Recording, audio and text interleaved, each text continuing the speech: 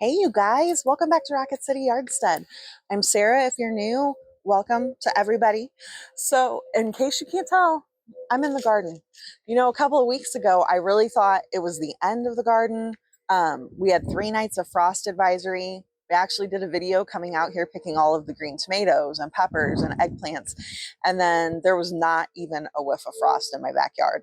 And so things have just kept growing. And if you'll remember in that video, I talked about leaving peppers that were, maybe this big and we weren't really going to get any food from them.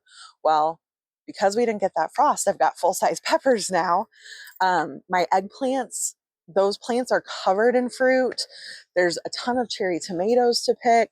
Like, it's all bonus food, kind of, in my opinion, that I'm very excited about because I just thought the garden was going to die. So I thought I would bring you guys out here and show you what all is still growing and all of this amazing extra food that we've got. I also need to harvest my sweet potatoes today. It's misting a little bit. I don't know if you guys can tell on the camera, but we have rain in our forecast. When I looked this morning, they had added rain to numerous days in a row. And so root vegetables aren't great for harvesting when the soil is wet, especially here. We have a lot of clay in our soil and it just cakes onto the vegetables. And they come out of the soil just really coated in soil if you harvest when they're wet. So I would like to get those out of the ground today before the rain. And then I thought I would bring you along for that because if you have never harvested a root vegetable, it really is like a treasure hunt. It's my favorite thing to do because you just don't know what you're going to find. I will tell you, there've been a couple of years where it was a little bit disappointing. For whatever reason, my sweet potatoes were really small, but sometimes you start digging and end up with a sweet potato this big and it's like buried treasure. So let's get to checking out the garden. First, let's just take a wide view of the garden. The flowers are still blooming and beautiful. I love it. These are some of my lunchbox peppers. I picked these plants clean, and these are just about full-size lunchbox peppers. If we move down this row,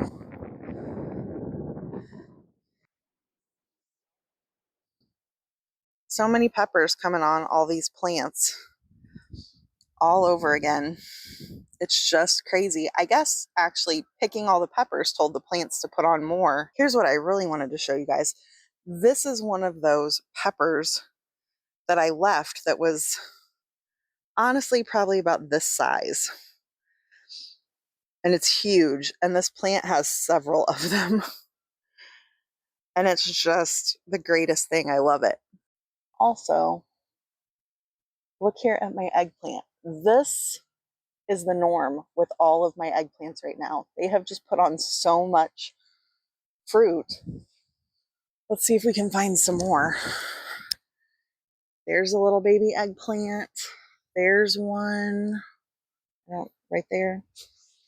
Just eggplants everywhere. Oh, that's a really nice one. Oh, that's weird.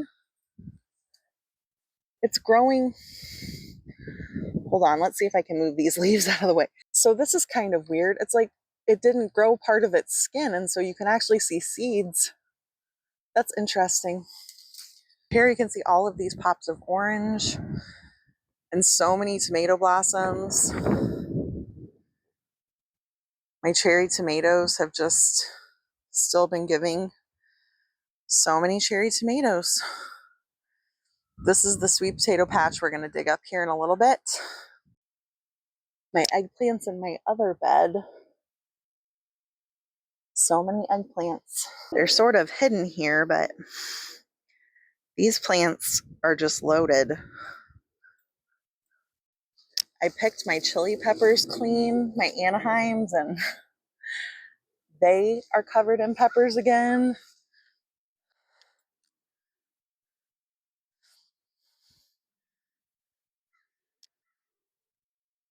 Some lovely poblanos growing. It occurred to me I've been showing you guys all of these warm weather loving plants, and I haven't mentioned when we're actually going to get a frost, and that is because I don't know. Normally our first frost is around November 2nd. That didn't happen. Today's November 5th. We lucked out back in October and did not get any frost then. And now there's not a frost in our 2-week forecast. The lowest low is 43 degrees. And we actually have a lot of lows that are projected to be in the 50s and 60s even.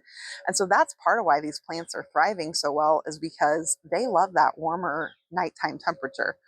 But so these peppers and things, they can keep growing and getting to full size, at least as of now, for a couple more weeks, which is amazing and just such a gift, because in my book, it's all bonus. It's all extra. I thought the garden was going to die a couple of weeks ago and we were just done. And so now there's just a ton more food. So let's go take a look at the big tomatoes, because some of the ones that I left that were really little have gotten almost a full size now. And then we'll start harvesting those potatoes. I just noticed this tomato is starting to turn. That's very exciting. I never thought I'd be getting ripe tomatoes here in November this year. Some of them are kind of hard to see, but there's some down there. Here's a couple.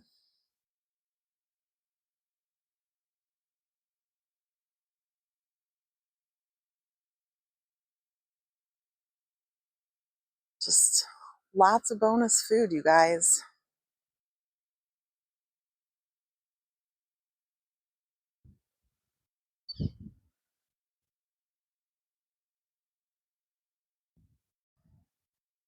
We have got to talk about this pineapple sage. I mentioned it a couple of weeks ago in a video, and I just love it. It's so beautiful.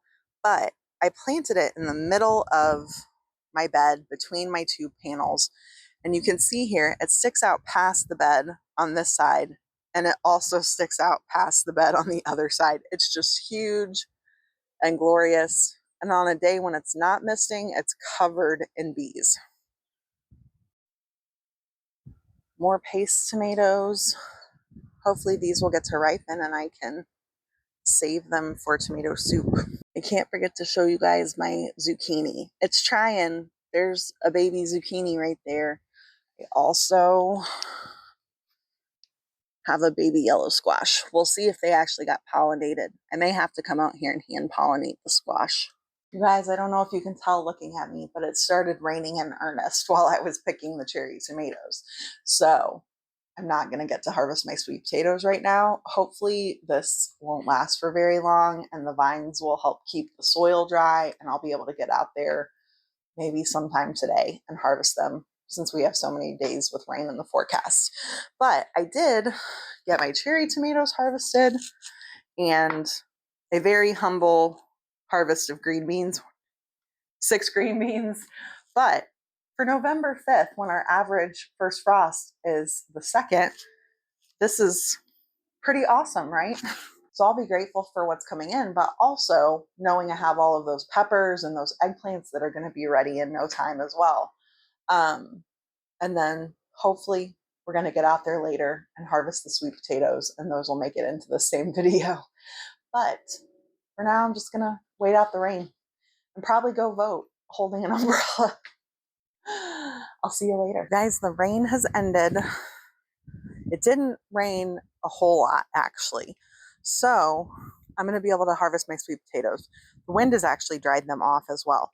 So my plan here is that I'm going to go through and pull the vines back and find where they start, I guess is the right way to put that, and snip them off so that I can pull all of the vines out of the bed and then have bare soil to dig in. So get to harvesting. This is one of my favorite days of the gardening year.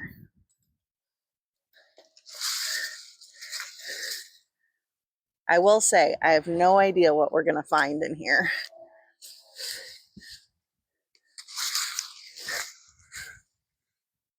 If you remember, I did have some problems early on when I planted my sweet potatoes,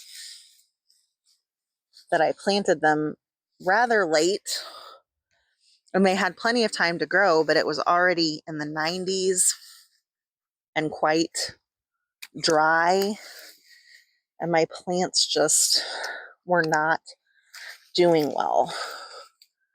So I came out and replanted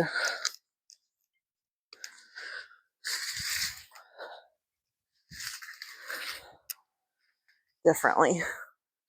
Throw that into the grass for now. I do think I will bring the vines back in and just let them be like mulch in the bed once I've harvested everything. But for now,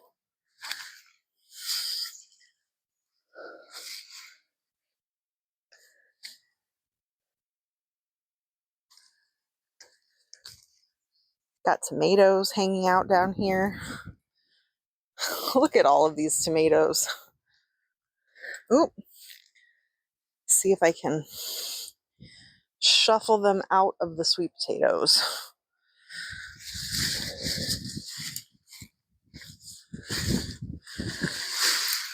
I'm looking at some of these potatoes and I'm a little bit nervous. We do tend to get some that are quite small like this, but hopefully the bigger ones are just in the ground still.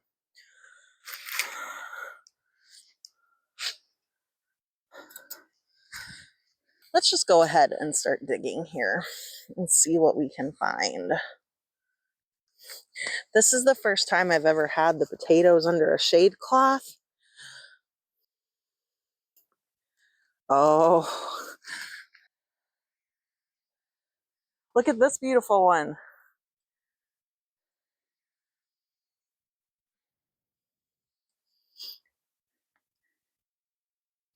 That one's nice. These are tiny little things. Oh man.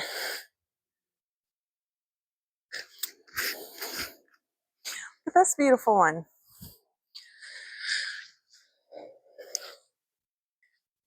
Oh man. Look at this beautiful sweet potato.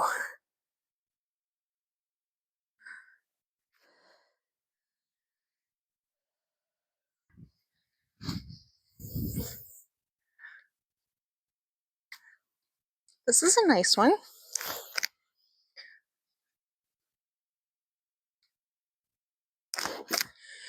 We very rarely eat our sweet potatoes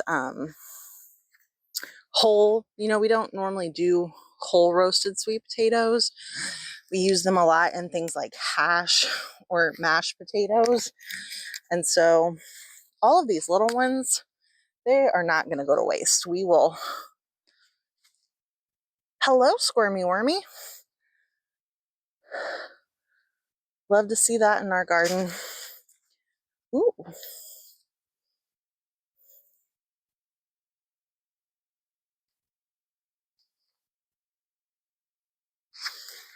If you guys remember, I planted tiny little sweet potatoes like this because some of my potato slips died. And this is one of those, and it's all dried out and kind of gross. And I am finding that those are not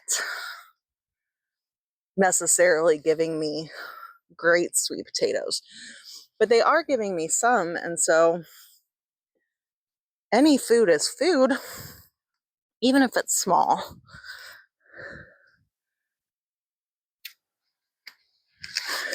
Okay, where'd they go? Oh, right here. Oh, that's a really nice one with a tiny little extra on there.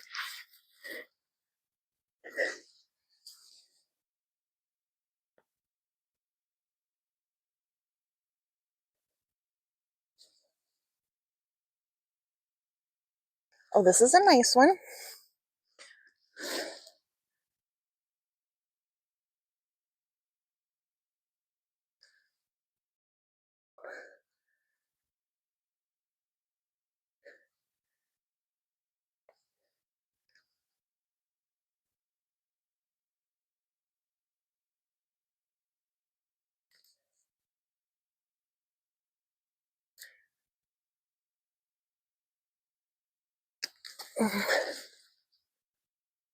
Lovely.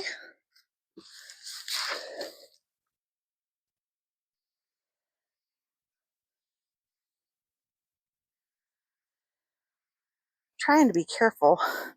You can see all of these. I don't know if you can actually. There's all of these cherry tomatoes sort of tangled in with my sweet potato vines. So I'm trying to be careful because there's a lot of tomatoes on there.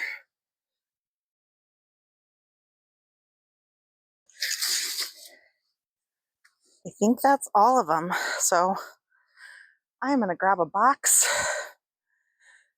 and load these up.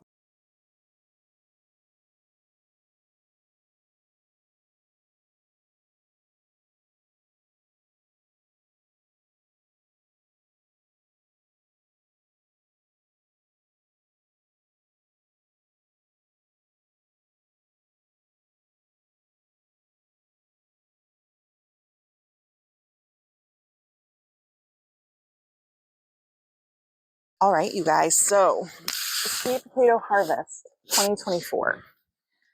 I will tell you, this is probably about half the sweet potatoes that I normally get, maybe even less than half. So that is a little bit disappointing, not completely unexpected. If you have been around, then you know I had a few different variables that were different this year. For starters, my sweet potatoes went in the ground later than normal.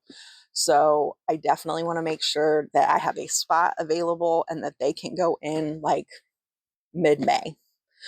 That would be about a month earlier than I got them in this year. Let's see, what else?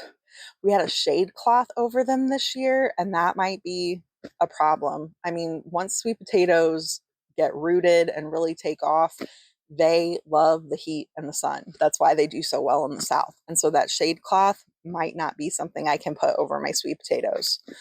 And then the other thing related to the heat and dry that we had is that my sweet potatoes did not do well when I planted them.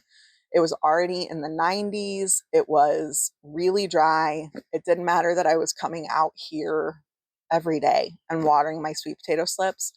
A good half of them died. And so if you were with me, you saw me do this. But if you did not see that video, I took little sweet potatoes like this that had slips growing off of them, so like vine with leaves, and I planted them.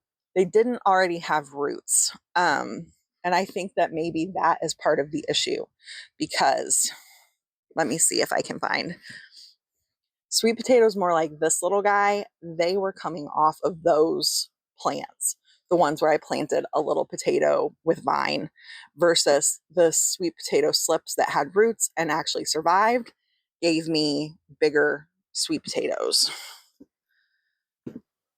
So all a learning experience. We have a nice amount of food here, so I'm not too bummed. I knew that there was a chance it was going to be smaller, but you live, you learn. It all eats, and we'll try and adjust some of those things for next year. So thanks for hanging out with me. I'm super dirty. I hope you guys have a wonderful day, and I will see you next time. Bye.